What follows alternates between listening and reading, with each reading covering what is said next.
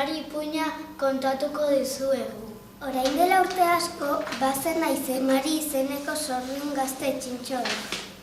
Garai hartan munduan ez zegoen, ez autorik eta ez hegazkinik, eta jendea ardi larruz jantzita ibiltzen zen.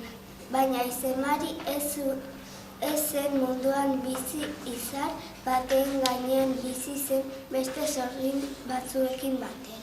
Aizemari eta bere lagunak asperturik zeuden batean esan zuten taldeko sorgin zahar eta gaiztoena. Beno, kartetan jolastuko dugu eta galtzen duenak itsasora salto egin beharko du. Bale, oso ongi, esan zuten denek. Hasi ziren arrizko kartetan jolasten eta azkenean Aizemari galdu zuen, baina ez zuen itsasora salto egin nahi. Salto egin nahi ez badu, bultza egingo diogu. Esan zuen sorginik zaharrena, eta sorgin gaizto zahar esandakoa egin zuten beste guzti. Izarretatik buruz bera erori eta itsasoaren zoruraino sartu zen Aizemari.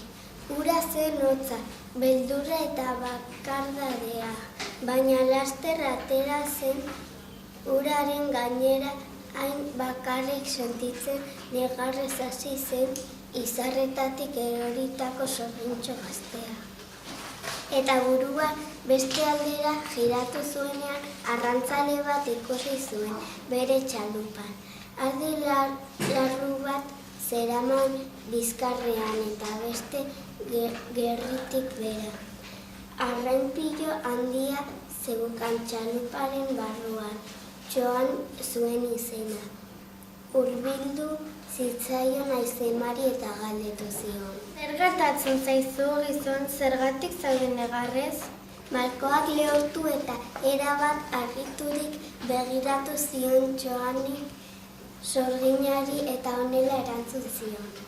Kobazulo batean seme-alabak dauzkat gosez. Itsaso zabalean bete dut txalupa arrainez.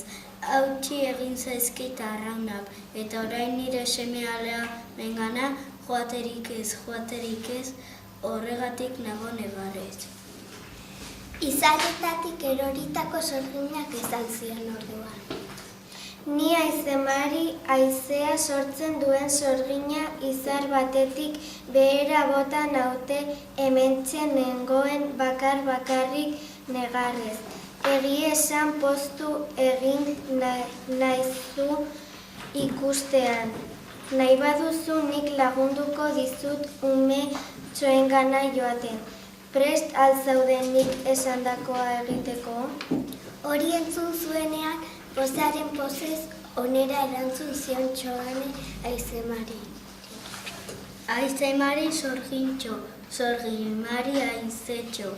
Mila esker laguntxo, zuk esandako egingo dut txintxo. Oso ondo, esan zion Aizemari. Hasi lanean, lehengo hautsi kanabera hori erditik. Eta esan zion gero sorginak Joani. Hartu orain bi ardi larru txalupan dauzkazun horietatik eta lotu gero bi kanabera pusketak ardi larruei. Bai horrelaxe eta orain ezari ongi tramankulo hori txalupan zutik eta tinko ez erortzeko moduan.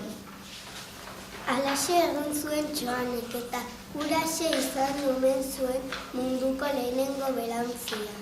Baina belauntzi bat mugitzeko bada haizea beharko da. Horregatik zegoenan Aizemari sorgina. Putzegin eta putzegin sekuladako haize bolada sortu zuen. Txalupa mugitzen hasi zen gero eta azkarrago zihoa. Itsasertzera heldu zenean arkaitz bati lotu zion txalupa Joanek. Gero arrainak zaku handi batean hartu eta bere Kobazulora joan zen, Aizemari ere bai ere atzetik antxe zeuden, Joane seme-alabak negarrez, beldurrez eta gozez. Aitak zer gertatu zitzaion kontatu zienean lasaitu ziren eta nahiko arrain jan zituen. Egun hartan Aizemari, Joan eta bere seme-alabak elkarrekin bizi izan ziren, itsasertzeko kobazulo hartan. Lehen aitarekin bakarrik bizi ziren, haientzat ama on bat bihurtu zen Aizemari.